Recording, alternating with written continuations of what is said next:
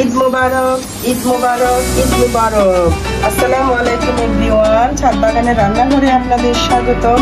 আশা করি আমার সকল দর্শক ভাই বোনেরা পরিবার পরিজন নিয়ে ভালো আছেন। আমিও আল্লাহর অশেষ রহমতে ভালো আছি। এই তো দেখেন, ঈদের শুভেচ্ছা সবাইকে জানিয়ে দিলাম। ঈদের আয়োজন শুরু করে দিয়েছি।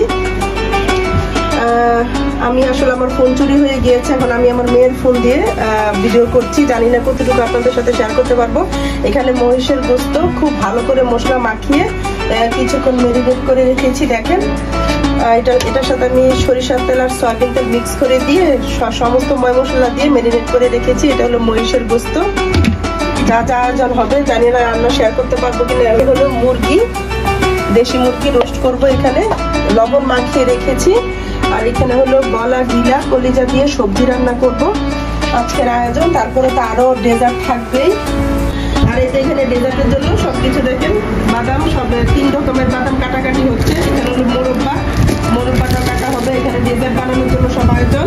এখানে কিশমিশ ভিজিয়ে রেখেছে। দেখেন কিশমিশ গুলো মানে ভিজে দেখেন কত লম্বা লম্বা বড় বড় হয়ে গিয়েছে। এভাবে কিশমিশ ভিজিয়ে রাখলে মানে খুবই ভালো হয়। আবারও সবাইকে অগ্রিম ঈদ মোবারক জানিয়ে ভিডিওটা এখানে শেষ করবো। আল্লাহ হাফেজ।